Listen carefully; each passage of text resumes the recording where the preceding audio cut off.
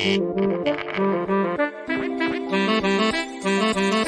everyone, Scott Hansen here from NFL Red Zone. I hope you're checking out 1 hour of 5 Yard Rush, one of the best podcasts on NFL football in the UK.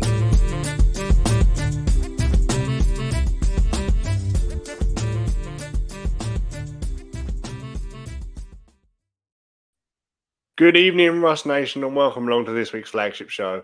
I'm pleased to say I'm back after struggling with no voice and a shocking cold, and Munich took it out of me, Murph. You powered on through, I'm pleased to say, and we're also grateful for that. So, how are you doing, big man? You well? I'm all right. I'm slowly on the mend. So it was very quiet this week on Twitter, and a few people I didn't get DMs back till very late. So apologies, but that's health comes first. It's just a stomach issue, just some bacteria that shouldn't be there is there, and just got killed off. But today's the first day I sort of feel a bit human, so good. It's all good, and I really appreciate everybody's warm reception to last week's show with Evan. You know, we touched a lot of topics, but in particular some sort of deep stuff there, and people really appreciated the chat, and there were some really kind words that came through my DMs. Yep. So Evan's brilliant, and it was a great show with a lot of great content, and then a very real discussion about Twitter bullying and mental health and covering those angles. If you haven't a chance, go listen to it. I'm not saying that, you know, I'm a guru for mental health or I've had it any worse than anybody else from an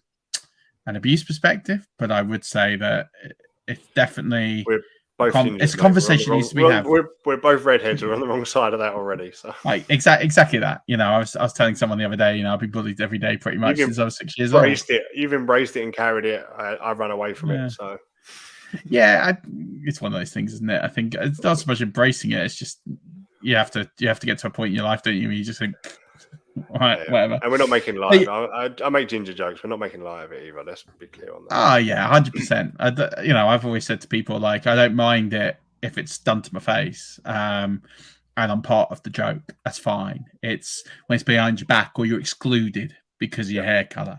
Like, that's the part I can't stand. Like, that's the fine line. Like, anyone will call me Ginge, or, you know what, my best mate, his my godson and his little sister and his older brother all call me Uncle Ginger. Like, that's just what I'm called, and that's fine. Like, it's not, you know, it doesn't have to be a negative thing that way. Exactly that. And I think that's the key is how you convey something like that. And that's true with anything. Context is key. But we've digressed a little bit. I think this is a really good show. We're at a really crucial point of the season now where, look, we could keep doing play utilizations. We've done lots of players. We've got a lot right. We've got a few wrong. I have to take an L on Isaiah McKenzie. I said drop him last week, and then he goes and has a half-decent game. I still don't think I would be that gutted if I had dropped him, because I don't know if his path to victory going forward is key. But I think, you know, he's a player that I got wrong. I didn't see him having a big role rest of the season, and he did pop up with a game. But I think what we should do is start thinking about roster builds. If you're in two scenarios now. You're either in I'm sitting pretty for the playoffs. I'm pretty much, or I have qualified already with 2 weeks to go, and it's what would you do to get ready for that? Or inversely, I need to win every game, not just to get in, but to win the playoffs. So I'm win or I'm out. And your playoffs start now. Exactly that. And your playoffs start now, and you have to think about how you're going to build for victory. So I think we're going to have some tips there from yourself, and thinking from a small DFS mindset and how you can transfer that. And then me from just a roster construction, and just being really honest with yourself, because I think that's really key. And then we'll do some schedule stuff. We'll think about some players that you should add to your rosters. I can't believe we are in we've had week 12 barring tonight. Josh Jacobs is the RB1. Yeah, it's a weird world we live in. Do you remember there was a time not that long ago where he started the opening preseason game and the season over? Can you remember that? 100%. Everyone was going nuts. Like, what are they doing? He's going to be nothing this season. Everyone paid it. That August, honestly, I got him for such a discount that I look like a genius now. And it wasn't. It was just value. It was just value drafting. It was just, I can't let him slip anymore. Someone's got to pay a decent. No one's getting him for a steal past where I've got him.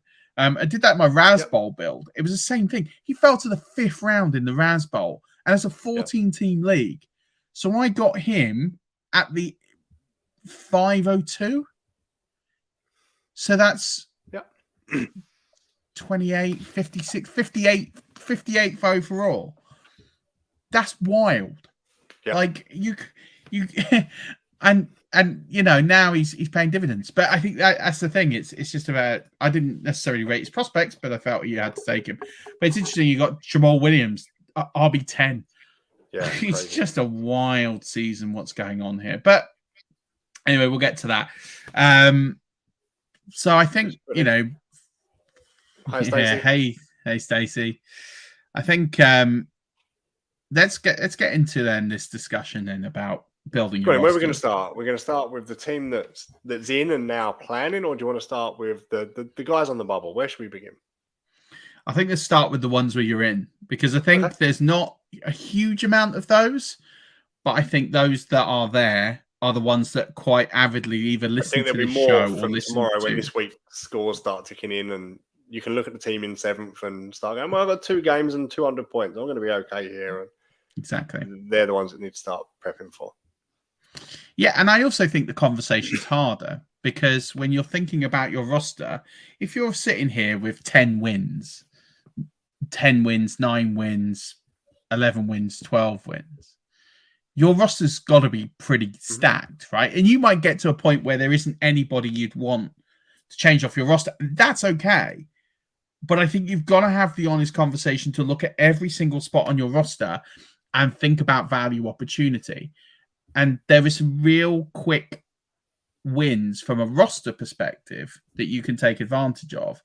So for me, when I'm thinking about roster, and then we'll talk about the mindset of picking up winning players from you, if you're carrying an extra DST right now and your DST's at a bye, that's got to go. Same with tight end, same with quarterback, right? Those 3 positions do not need a handcuff. You do not need a handcuff. They're not worth it. There is no tight end. If you're holding 2 top 5 tight ends, unless that second tight end is good enough for a flex, you've missed a trick by not trading him. Because so you run a league for the playbook people that are in it, where we're actually required to roster 2 kickers and 2 defenses per team. They become super premium during the draft. I dropped my 3rd option of both in week 8. Once 2 kickers are at a buy, 2 defenses at a buy, I don't need to keep a team that's still got a buy to come in week 11. Change it up. No. And that's exactly it. You don't need backup. The only exception to this I would have is deeper leagues, 14 or if there's a big team differential onwards. in quality. Exactly. Defenses and schedule. That would be the only concern. If you've got one that's, I don't know, if you're holding a Ravens or a Patriots defense, perhaps, and then you're also playing with the Falcons defense, you're going to want to hold on. I don't know how the buys work. I'm picking teams off the top of my head, but Falcons have got a bye coming up, and the schedule for the Patriots is actually for the DST not as good. So I feel like the heyday of the Patriots DST, we're in the sunset of it now, and I think we're at the point where it's probably still, if they're your DST, roll with it. It's fine. But I don't think they're the premium. Don't expect the premium points you've been getting all season out of that DST because their schedule becomes a lot harder. But yeah, exactly that. I think there's no need to have multiples in positions where you play one person. And if you have some, and the exception would be if you know one of your rivals needs a QB and you're holding a high-end QB, again, missed the boat by trading him to someone who was desperate enough for one anyway.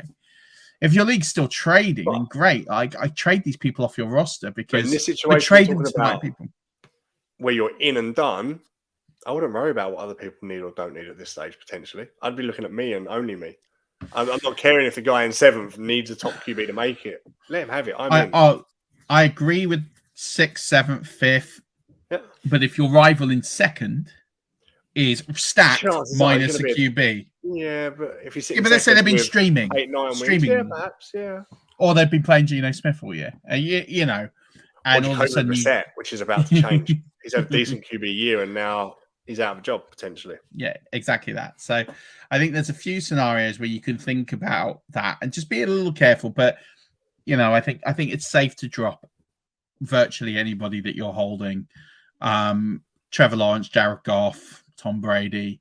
I think all of those are fine to drop. They're not going to penalize you enough if you're playing with Allen, Mahomes, Burrow, Hurts, yeah. those sorts of players. Hurts, exactly. So I think, get those off your roster. One exception would be if you've been playing with Justin Fields and he's questionable. Of course, keep the second QB until Fields is back. But other than that, in most scenarios, so that's the first one is get rid of them. The second is to look at your QB, drop all of them. Yeah, well, I think Mike White's an acceptable play. Yeah, I know, right? He's QB6 on the week, so crack on Mike White.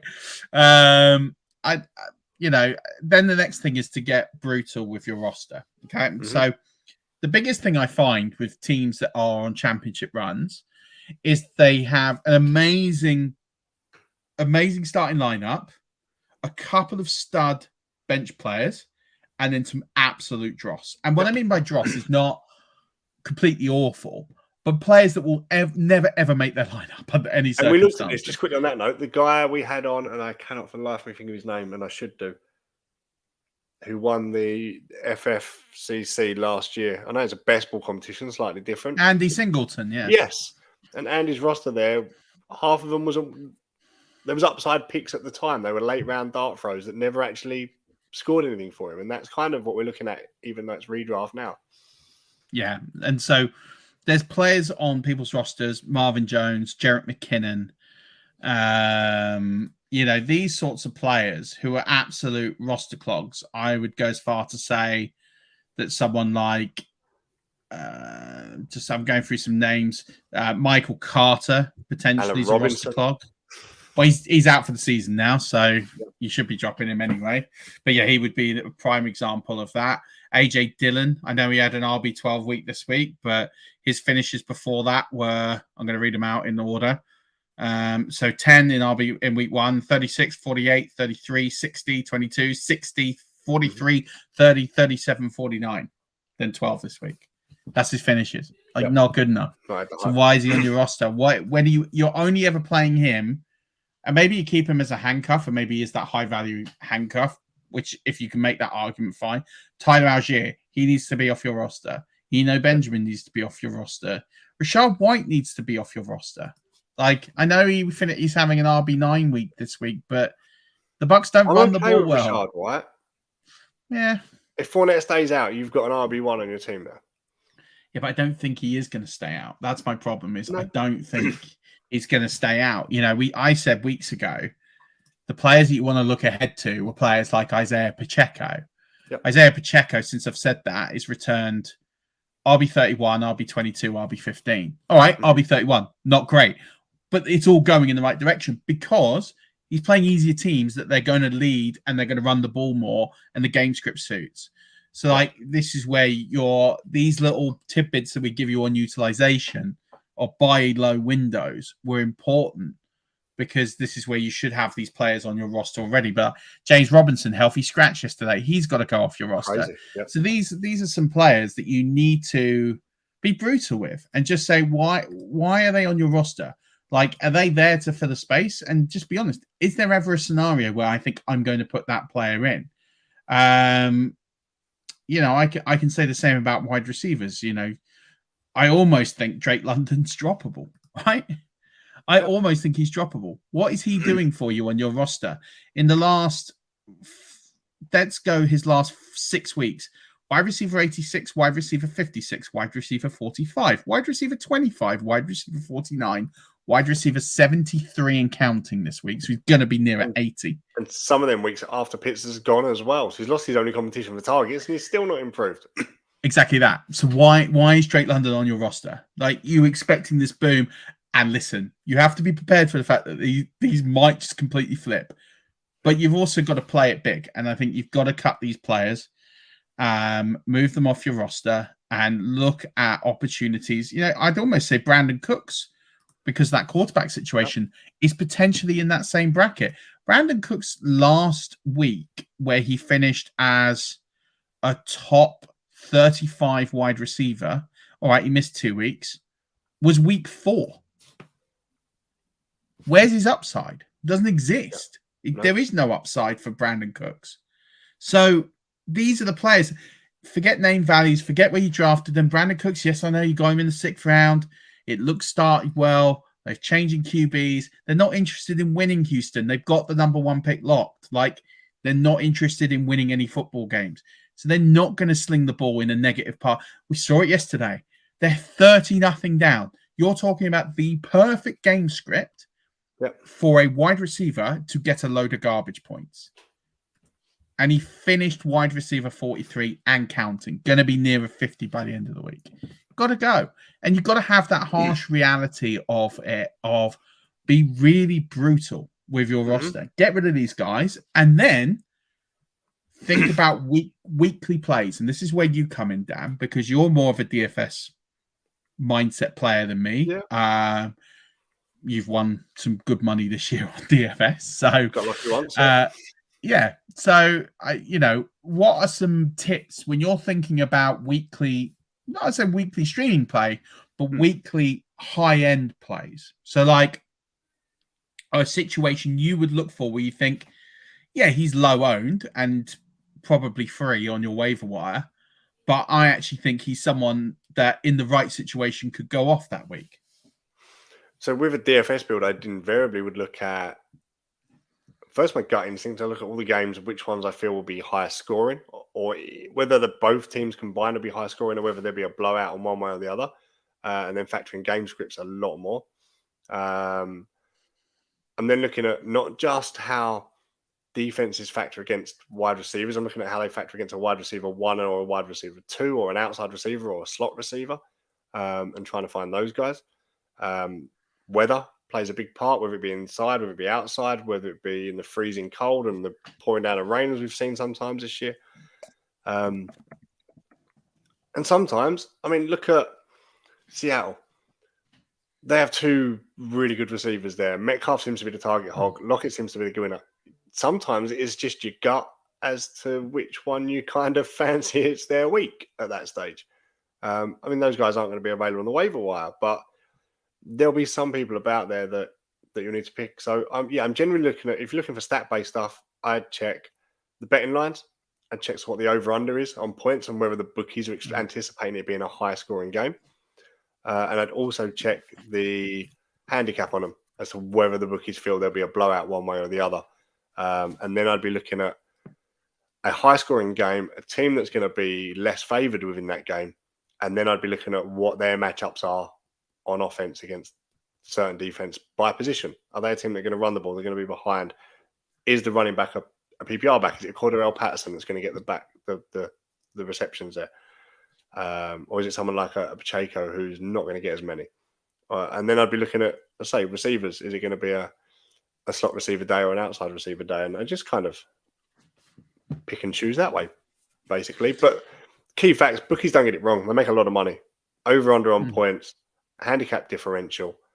And most people that are at this stage, I guess if they're playing it, they'll have an idea as to whether they expect the Bills to blow out the Texans. We have an idea how that will go, but put the facts and the numbers into it and just try and go there. And sometimes just trust your gut as well. Yeah, I think that's great advice and something that we've talked about on the show a number of times. I think it's an underutilized piece of information. So I'm going to throw just a name out here that I think fits that criteria. Now, we don't know the betting lines. They haven't released them for next week, but one that I would anticipate to be a reasonably high-scoring game. It's played indoors between, a heavily favored team and a team that is coming back off a win and scored a lot of points, and it's not a bad offense. So we know they can move the football.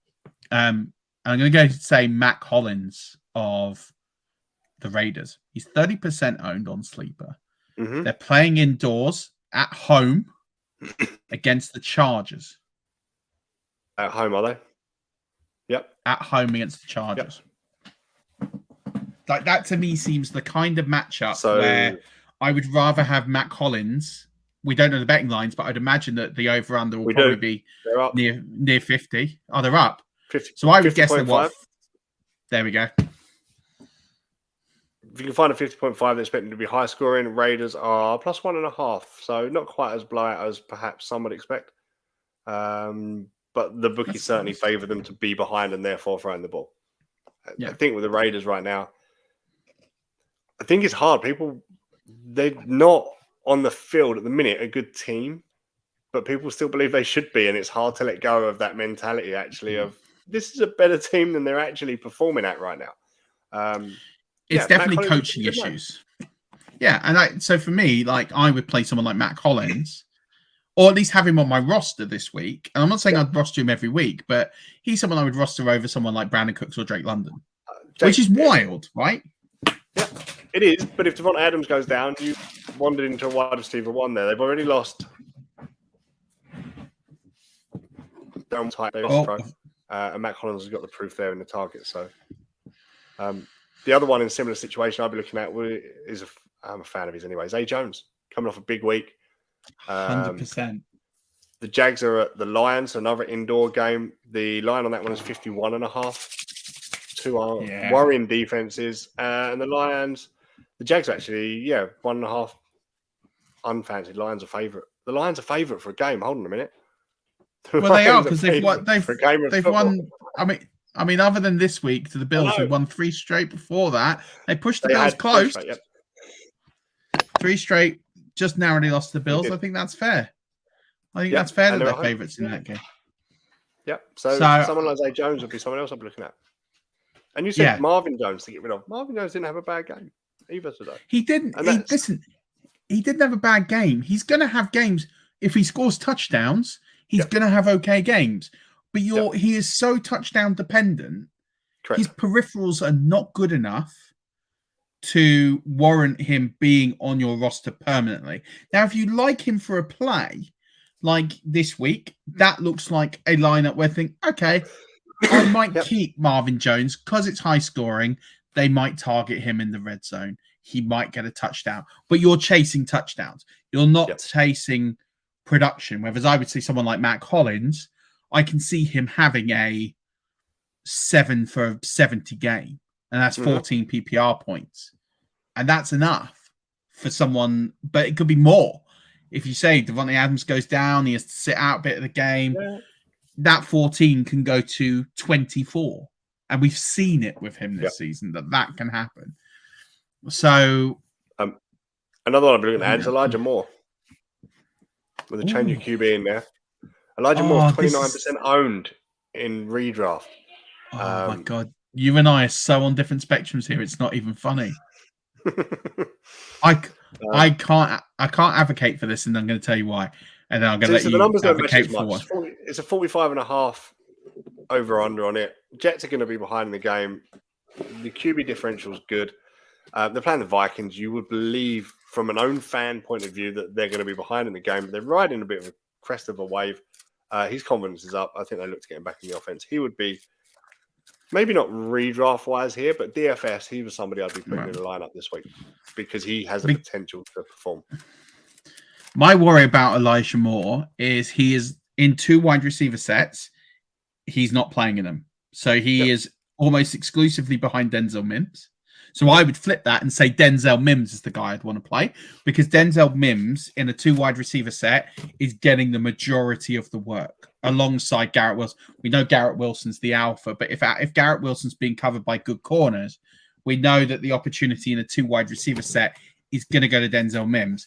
Where your play might make sense is in 3 wide receiver sets because that is where Mims doesn't play as well, and that work tends to go more to Elijah Moore. And if they are playing from behind and they're playing guts to glory football with 3 wide receivers, that is where I can see a path to Elijah Moore getting more work. But I would look at that game thinking if it's reasonably close because of that Jets D, I would say Denzel Mims to me sits like the better play. And I think he's probably similar ownerships. Denzel Mims has only had 1 week with more than 5 targets, which is what scares me with Denzel Mims. No, he's actually only at 2% ownership. Wow. Yep. I just look at his utilization, and I think it is starting to trend upwards. And not enough for me to be overly advocating him, but 2 targets, 3 targets, 4 targets, 6 targets, 1 target. No, I'm avoiding. But I understand the theory behind it. That's why we're here. And I think exactly that is we present both sides of the case. But I think we're getting the point now is that we're looking at and targeting these plays and thinking about opportunities to jump up and impress. I would look at someone. I mean, it's a hard situation with Jordan Love maybe coming in. We might not see Aaron Rodgers this season. I start to think that Alan Lazard, and I don't know what his ownership is, but I think with a change of QB and a change of culture, that could be really. It depends on his ownership. I mean, you're punting. There's no real form on it here because his last 4 weeks have been wide receiver 55, wide receiver 37, wide receiver 76. But if you look at his season, he's had a wide receiver 30, 16, 23, 13, 32, and 9 before this current spell. Yeah, see, I'm going to wait. The other one at the Packers I'd pick is Randall Cobb. I think Christian Watson's making himself a lead. Randall Cobb's at 18% owned. Coming back off his injuries, had 6 targets, 6 receptions, 4 targets with a score. So he's still available. But is that an Aaron Rodgers? Is that an Aaron Rodgers thing, or is that potentially? That's the thing. Yeah, it's worth a chase, and I think that's the key. I don't know. But these are why we look at them. And then the great thing is exactly that. When you think about Rodgers, it was going to be Amari Rodgers, but that didn't work. No, I was the same. I was the same as you. I thought this is Amari Rodgers time. And then we've got these are the sorts of conversations you need to have and to plan and to think of these things and to chase. What we're doing is we're not chasing existing points. We're not chasing the people who performed last week like a Jermichael Hasty.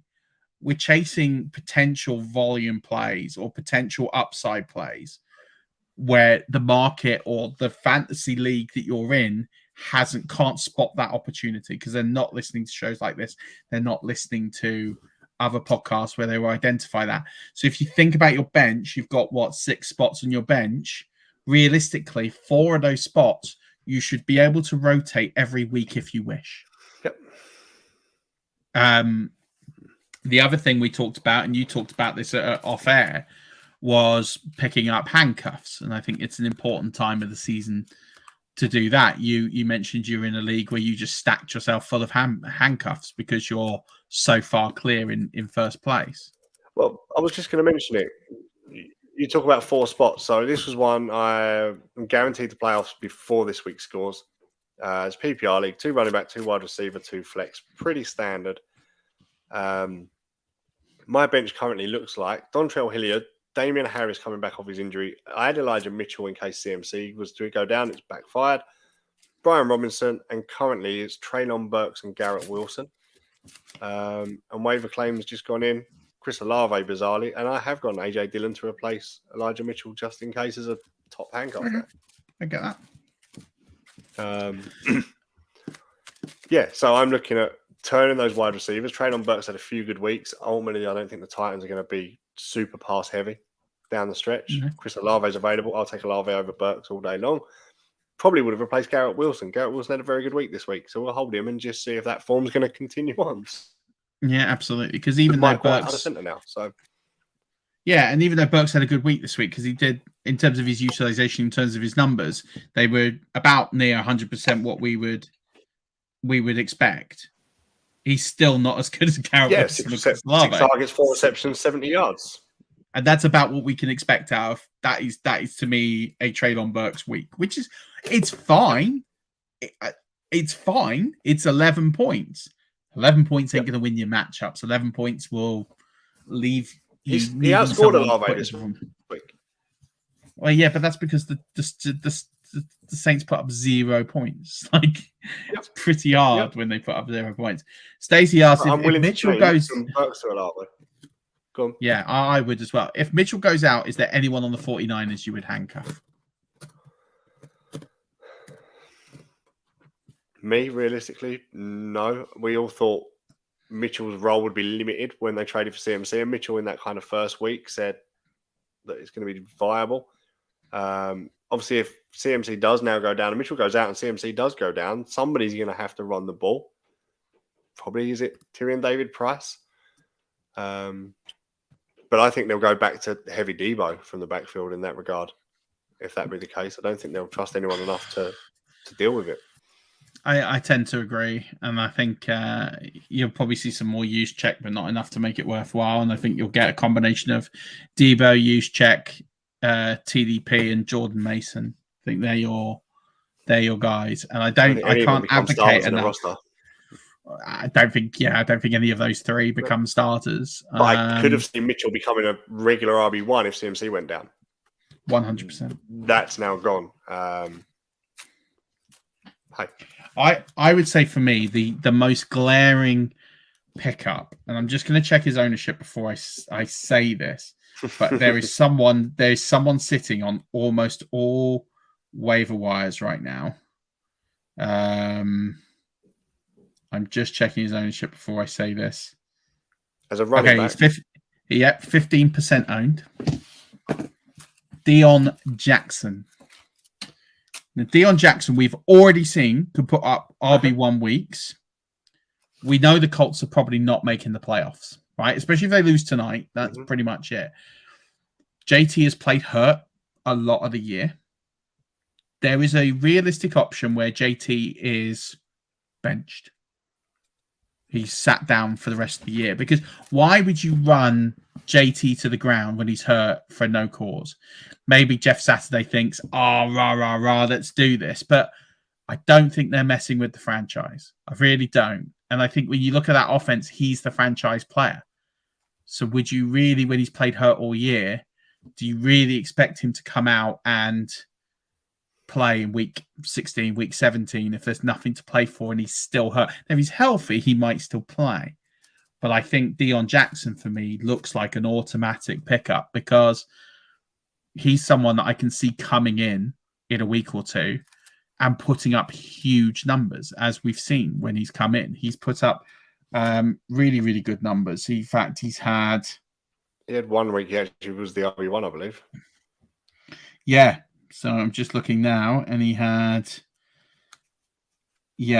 he's finished as, they're not as great. RB1 in week 6. Yeah, but this is when the offense was struggling. They benched. Yeah. They benched Matt Ryan. Matt Ryan's back now. That offense is moving a bit better.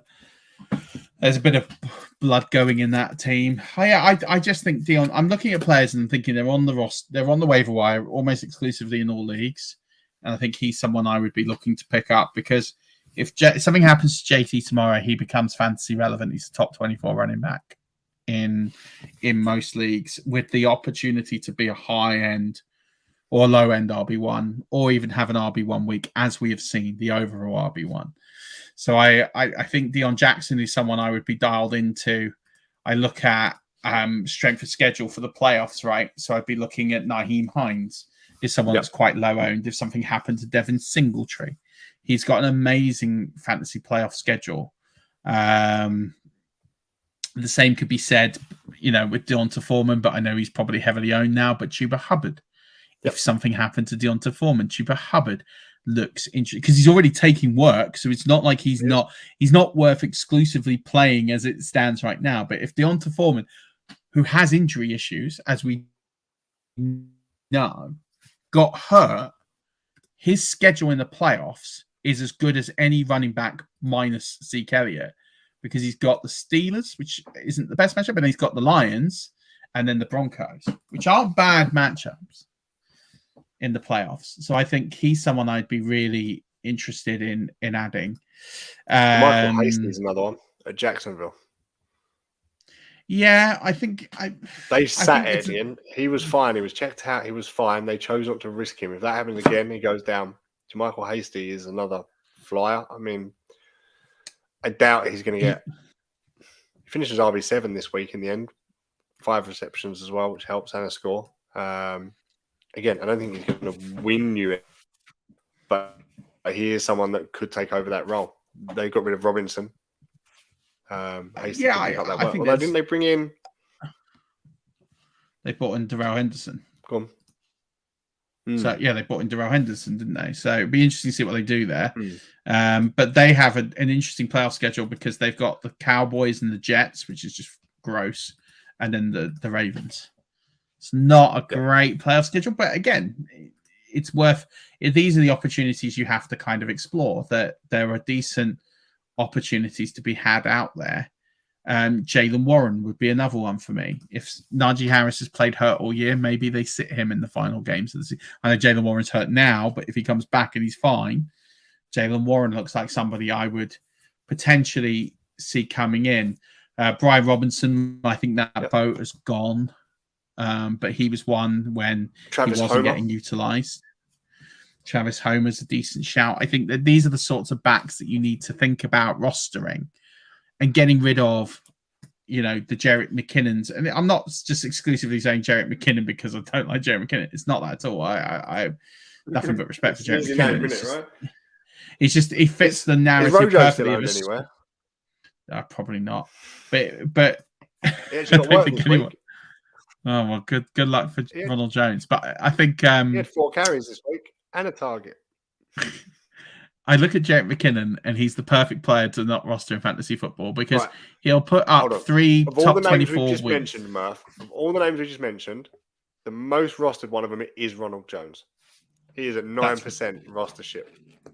People dump Ronald Jones and go and get one of these people, please. Who's owning Ronald Jones? I honestly, what world do we live in? Ronald Jones, I want to play in a league with someone's roster. It's the first thing he's done this season was 4 carries for 12 yards, 1 reception for 22 yards. We never saw that in Tampa.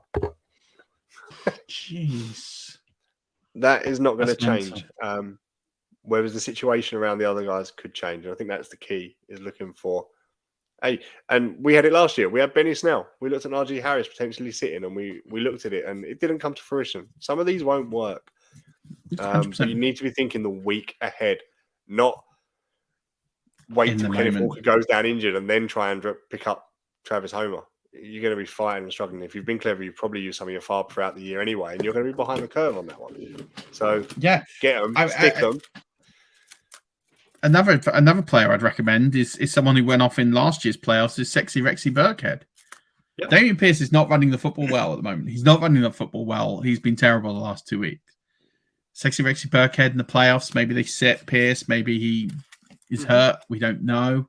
I'd imagine there's something that is causing him some trouble to go from the production levels he was at to the production levels he's at now.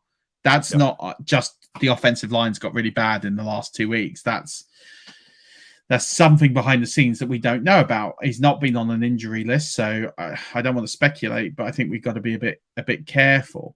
One player I can't advocate having on the rosters, and he's everyone's favorite handcuff, is Alexander Mattison. Because the Vikings are now throwing the ball so much more, Dalvin Cook's role is not brilliant. I know he's sort of the low, RB11 over the season, RB12, but in his last 2 games, he's been RB33, RB31. If Mattison comes in, I don't think he's locked in to an RB1 workload. And I think if you are waiting for that to happen, I would be slightly concerned. Yeah, agree. So, the players aren't going to differ a lot. We spoke at the start about the 2 different scenarios that we're sitting in. I think the players aren't going to differ a lot. We've covered a lot of them off. So, if you're in, as you're not going to load up on potentials that may well become league winners, for want of a better phrase. But how about those guys now that are sitting 5th to 8th in their leagues, Murph, that are tied through the playoffs or just outside, 1 win back? How do they approach the situation and with these guys we've been mentioning? So I think you've got to think about rostering them, but I think you also have to play matchup football, right? So whereas if you're in the playoffs, it doesn't matter who you play over the next 2 weeks and maybe even 3 weeks if you get a bye. It doesn't matter because the landscape will change and it doesn't matter if you win or lose, and your roster's probably good enough to carry the wins. If you are needing to win every single week, what you have to do is outwork your opponent, and you do this by looking at their schedule, looking at their team, seeing if they've got any buys, seeing if they've got week 14 will be key, or week 14 matchup. They might, 6 teams on buy, they might end up having a position that is really struggling. Might be running back, might be wide receiver, where they're going to actually struggle to finish or to pick up players. Get ahead of them on the waiver wire. Actually pick up the players who are desirable and make them really stuck for players. If they need running backs, pick up a load of running backs on your roster and make it difficult for them to pick somebody up. But you got to play matchup. You got to play matchup football. You have to look at their strengths and look at their weaknesses. You have to see, based on the buys, how the things move. Look at their team. Do you look likely to win, or are you looking well short of winning? Are you playing a team that is bottom of the league and not scoring many points? Then you can probably, do a little bit less of that and just secure a win, get your points up as much as possible. If you're not a favorite in your matchup and you're in fact scheduled to be beaten by 15-20, you need to start shooting for the moon and picking up some of these players and really going for it, because right? Exactly that. You've got to go and play the ceiling, because you can't afford the L. So taking a player like, hold on, right? Use the situation you've had. You've probably, if you're sitting 8th in your league, been starting Drake London most weeks. There you go. This week, and you're forecasted to lose by 15 points. I'd take him out and I'd put Elijah Moore in. Sorry. Yeah. Because the upside is there more than Drake London. He may get you zip. He may get you 1, whereas Drake London's getting you 6 or 7 every week. But he also may get you 18. Just to put the context of some players we spoke about. And I think that's the key, right? We've talked about the players that you can add, but you need to think about exactly shooting for the moon, thinking of situations where teams can exploit the Matt Collins of the world, the Elijah Moores, the Denzel Mims, or whoever else you want to think about, and think about where there's a situation where they could go to the moon. And we've named a load of running backs potentially, and we've named some wide receivers where matchups look good. Look at the betting lines, look at the points totals, and use that, because that's a really important tool to find these players that can get you the big weeks. Because if you hit, they might just scrape you into the playoffs, and that's the difference. I remember going into a playoff last season, or a situation where it was a win and in, and I think I started like Dario Gumbawale or someone like that. Like it was, I think that was actually first round, second round of playoffs, and he had a big week enough to get me through. Yeah. But it's those sorts of situations that you have to exploit, that you have to make the most of. So I think that's how I would play it. Is you've got to look up at their roster, try and roster block as much as possible. Think about who you're going to attack on their side. If they're going to be weak in week 14 on running back, go get some running backs and block, but then load yourself with upside plays as well. Yeah, I totally agree with you there. And gamble. Don't be afraid to gamble. Losing by 50 is as bad as losing by 15 in that situation. Yeah, 100%. Cool. Anything else then you want to touch upon in this situation, Murph? Or no, I think just keep an eye on those situations. Look at your rosters, manage your rosters accordingly. Try and get some running backs handcuffs that are good. This tends to be the part of the season where running backs go down and get hurt. Look at situations where running backs could sit, like Jonathan Taylor. I'm not saying they will, but you've got to look at those situations. Take the gamble. You always want to be 1 week ahead, not 1 week behind. Super. For me, it's great to be back. The so glad to your back. Maverick, as I was informed just a few hours ago. So we need to work on that. Well, listen, if you're here next season, which I hope you will be, and I pray you are, I'll upgrade you to Iceman. Fantastic. Well, at least I don't die now. I just lose. I suppose that's my improvement. So, I guess you haven't seen Maverick. I guess you haven't seen Maverick then. I haven't seen the new one yet. No, I haven't seen the new one yet. So we'll get there. So, thanks for listening. Thanks for tuning in. Any questions, ping them over. 5 Yard Chat on Twitter. We'll answer them, and maybe we'll look to see next week. If you've got any queries and concerns, we'll go from there. Murph, thank you for your time, and we will see you next week. Cheers, mate. And don't forget, as always, keep rushing.